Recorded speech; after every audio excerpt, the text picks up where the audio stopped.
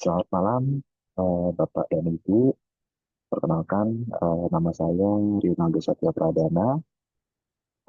NIM saya 211250090. Saya adalah mahasiswa dari ULBI, Universitas Logistik dan Internasional, kelas 11E. Saat ini saya akan mempresentasikan terkait dengan asesmen tengah semester dari eh, mata perkuliahan manajemen pergudangan dengan Ibu dosen, Ibu Dr. Erna, yang saat ini mengajar di manajemen pergudangan, perkuliahan manajemen pergudangan. Ya, saya lanjutkan.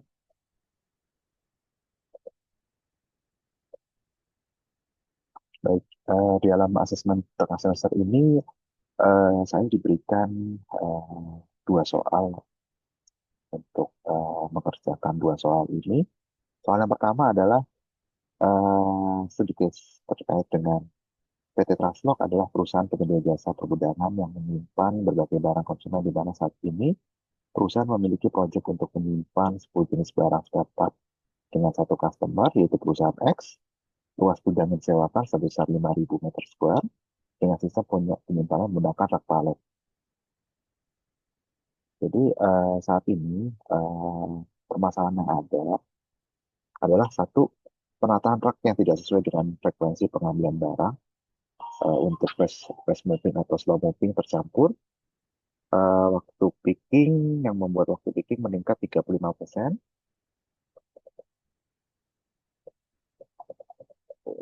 Dan untuk selanjutnya adalah permasalahan utama adalah jalur profit sering terhalang oleh palet sementara. Dampaknya terjadi antrian pekerjaan dan risiko kecelakaan. Selanjutnya adalah penyimpanan secara random. Dampaknya adalah kesalahan pengambilan barang meningkat 18%.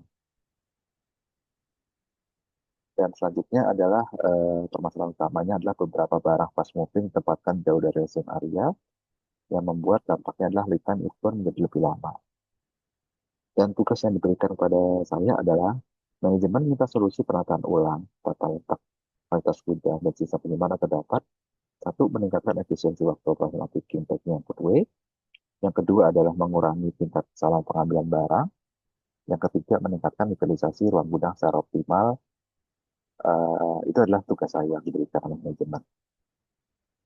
Baik, untuk selanjutnya, yang pertama, saya mencari root cause dan bagaimana usulan untuk ke depannya. Yang pertama, terkait dengan penataan rak tidak sesuai frekuensi.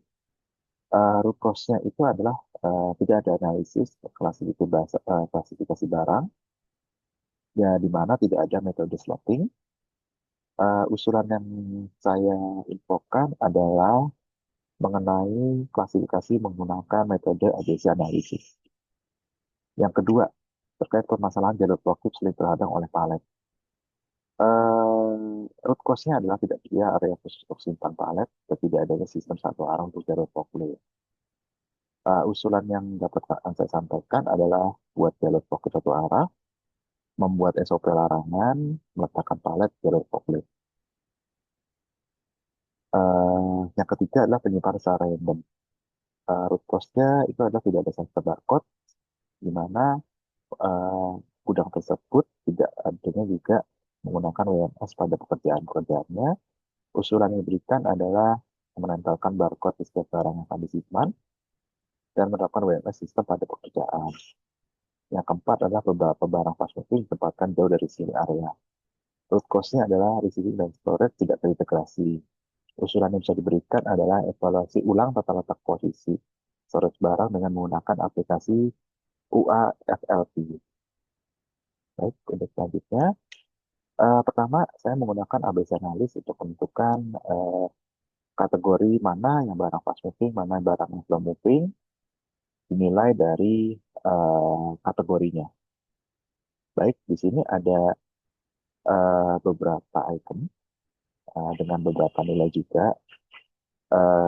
Jadi saat ini dapat disimpulkan item untuk klasifikasi B, E, H, dan A adalah merupakan kategori fast moving. di mana dia kumulatifnya paling besar di antara item-item yang lain. Dan sisanya adalah item berupa slow moving. Dan ini adalah luasan area storage yang akan digunakan. Besaran area storage itu ada 5.000 square meter, terdiri dari 5 area. Yang pertama adalah area receiving, sortation, storage, packing, dan shipping.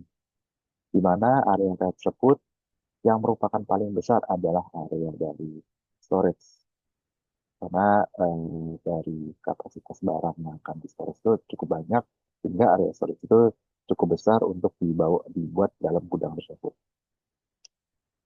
Baik untuk material flow-nya, saat ini eh, ada flow receiving menuju ke sortation, sortation menuju storage, storage menuju packing, packing menuju shipping. Dan adapun saya membuat metode ARC, di mana eh, adanya kesimpulan bahwa alur material linear yaitu dari masuk barang ke arah receiving, ke arah sortation, ke arah storage, packaging, shipping, sampai pun dengan keluar barang.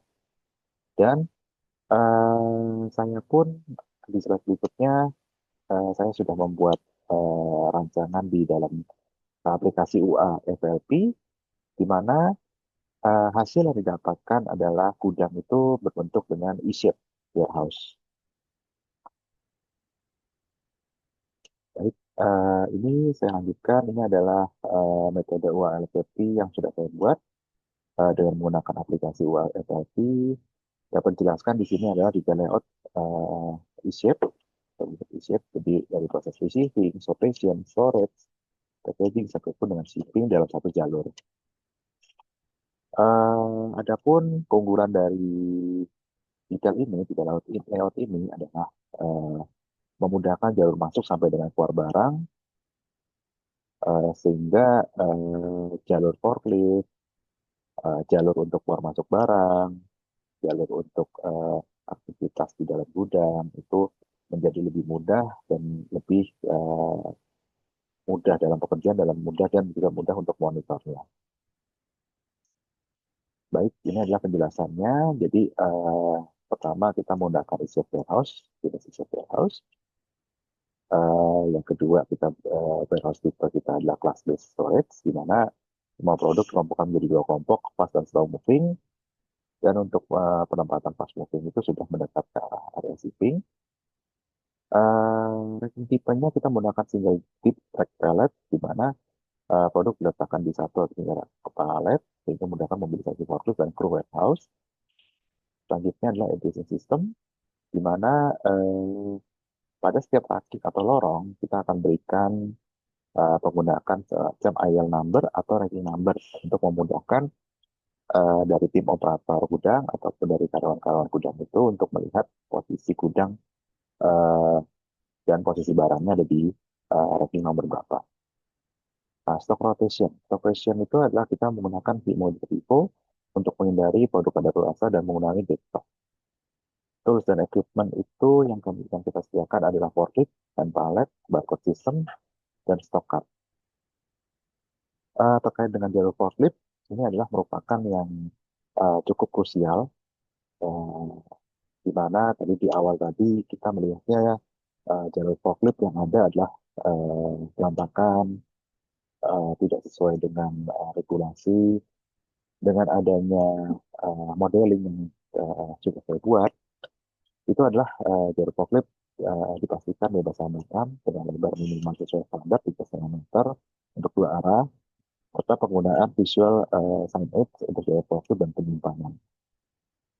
Baik, selanjutnya kita masuk ke soal nomor 2, di mana soal nomor 2 ini adalah case-nya adalah PTX adalah perusahaan logistik TPL yang mengalami banyak masalah terkait dengan integrity stock issue, di antaranya banyaknya produk yang rusak dan hilang, juga rasio perputaran rendah menunjukkan stok berlebih, sehingga jumlah produknya mendekati kadaluarsa meningkat dan konkurensi tidak dapat terjual. tugas yang diberikan adalah bagaimana strategi atau kebijakan apa yang sebaiknya dilakukan perusahaan dalam melakukan pengendalian persediaan untuk mengatasi permasalahan tersebut. Baik, yang pertama saya menginfokan adalah menerapkan sistem WMS dan barcode. Di mana sistem WMS dan barcode itu kita melakukan kegiatan itu pertama kita melakukan stok update yang real time.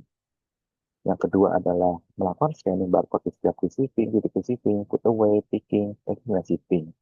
Agar semua barang-barang yang ada yang dilakukan storage di dalam gudang itu sudah termonitor dan terrecord di dalam sistem WMS. Yang kedua adalah aspek pengendalian yang kedua adalah audit stok secara berkala. Kita melakukan cycle count harian untuk barang-barang fast moving. Sehingga barang-barang fast moving itu terkontrol oleh seorang warehouse manager beserta dengan timnya. Sehingga tidak ada fast moving yang akan ada stok di kemudian hari. Yang ketiga adalah pengendalian stok barang, menerapkan sistem FIFO atau FIFO. Yang kedua adalah menerapkan sistem ABS analis untuk memastikan barang-barang yang nilai tinggi termonitor dengan baik. Monitoring KPI, yang pertama adalah stok akurasi update rasio dan inventory rasio. Jadi ini adalah merupakan strategi yang bisa saya sampaikan untuk mengendalikan permasalahan yang tadi ada di soal ini tadi. Dan inilah referensi buku atas untuk jawaban dari soal-soal di atas. Baik, terima kasih Bapak dan Ibu. Uh, Demikian uh, hasil dari tugas asesmen tengah semester yang diberikan kepada saya. Uh, Semoga saya dapat lancar ke depannya dalam kuliah. Terima kasih Bapak dan Ibu. Selamat